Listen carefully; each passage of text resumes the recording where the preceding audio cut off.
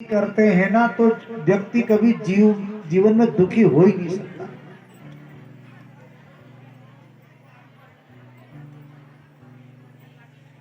तो आपके सामने यह है कथा सुनने वालों के लक्षण।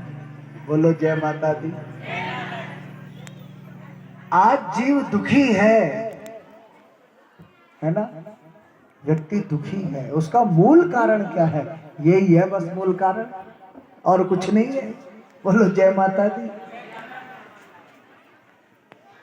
व्यक्ति दुखी है, वो कोसता है दूसरे को। देखो, हम आज पीड़ित हैं, कष्ट में हैं, दुखी हैं, तो कभी किसी दूसरे को मत कोसो। उसका जो कुछ भी फल प्रतिफल है वो हमारे द्वारा ही उपज है।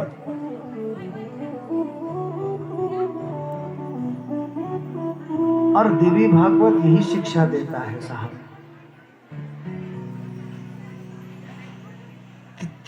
ये 3 प्रकार के गुण बताए ना, सतो गुण, रजो गुण, तमो गुण।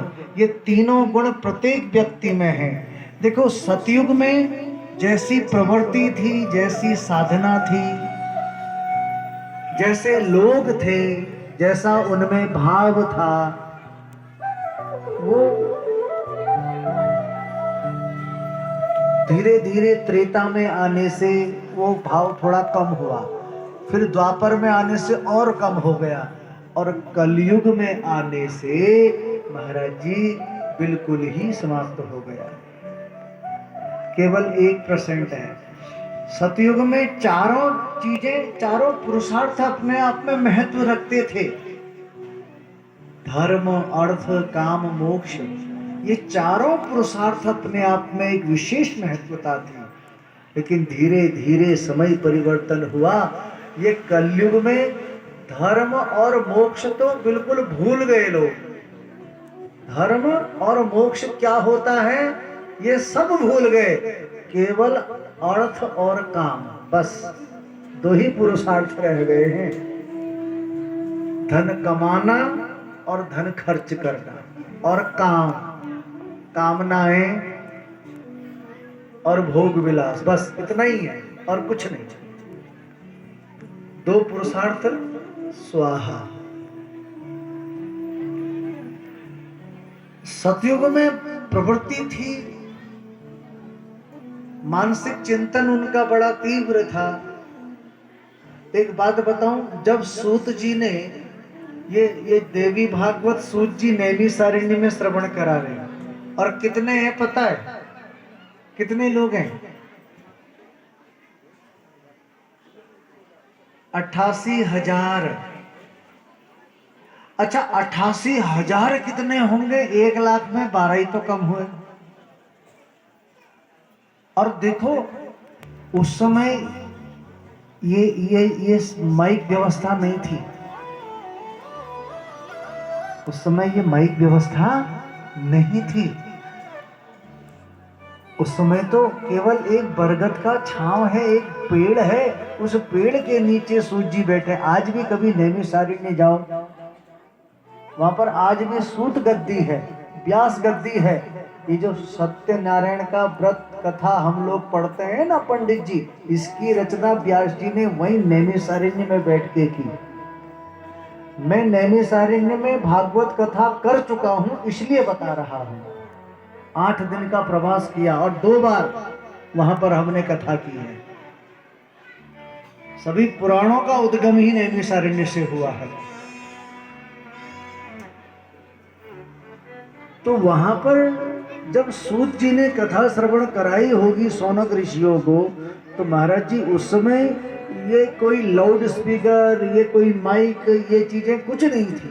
केवल एक पेड़, और उस पेड़ की छांव में बैठ कर के सूत जी कथा बाज रहे, और एकले ने द्विले ने कतु 88,000। अब यहाँ पर माइक लगने के बाद भी ये हाल है, तो महाराज जी ये सोचो कि वहां बगैर माइक के सूत जी ने 88,000 उन गृहस्थ ऋषियों को कैसे कथा श्रवण कराई होगी। और उन्होंने सुनी, सुन करके आत्मसात किया।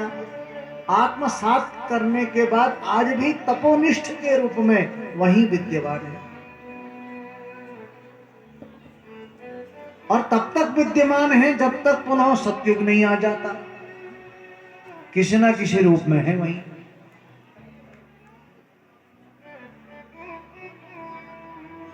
कथा का मतलब कोई मनोरंजन थोड़ी है। कथा और कहानी में अंतर है। कहानी तो पर जुबानी है, तुमने कोई बात कही तो वो कहानी बन गई, लेकिन कथा तो पुराण से ली गई है साहब। पुराण माने पुराना, पुराण माने हमारे ग्रंथ है ये। इसमें उस पराम्बा भगवती की साक्षात ज्योति विद्यमान है। इसके एक एक श्लोक अर्ध मात्रा तन मात्रा में प्रत्येक देवता का वास है, प्रत्येक योगिनी बैठती है उसमें। और यदि हम इसको ध्यान से श्रवण करें ना प्यारे, तो निश्चित ही हमारा कल्याण हो सकता है।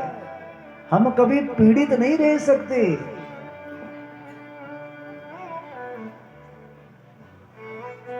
इतने सुंदर कान होने के बाद भी हम यदि कथा ना श्रवण करें, उसको आत्मसात ना करें, तो हमारे इन सुंदर कानों को धिक्कार है।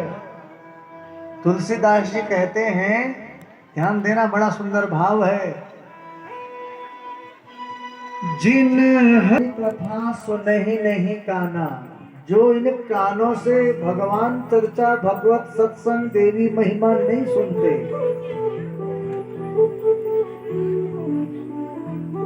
और सुनते तो हैं लेकिन एक कान से सुना दूसरे कान से निकाल दिया, एक कान से सुना दूसरे कान से निकाल दिया। और वो लोग कैसे होते हैं? श्रवण रंध्र अहि भवन समाना। उनके कान के छिद्र कैसे हैं? अहि भवन के समान। अहि भवन माने सांप के बिल,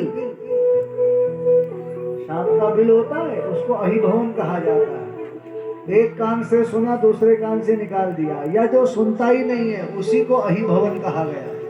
उसके कान सांप के बिल के समान है।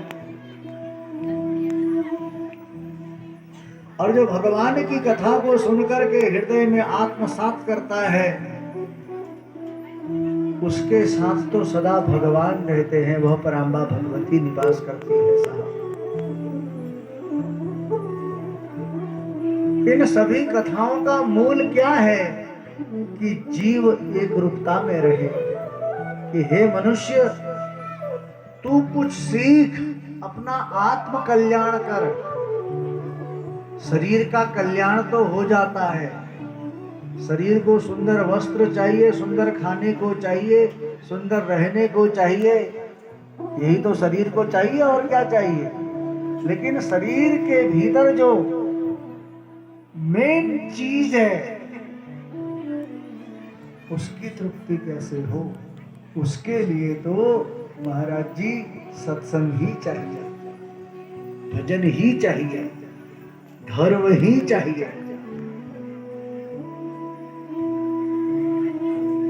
आत्म कल्याण वो तभी हो पाएगा, आत्म कल्याण। और एक बार आत्म कल्याण हो जाता है ना, तो फिर जीव इस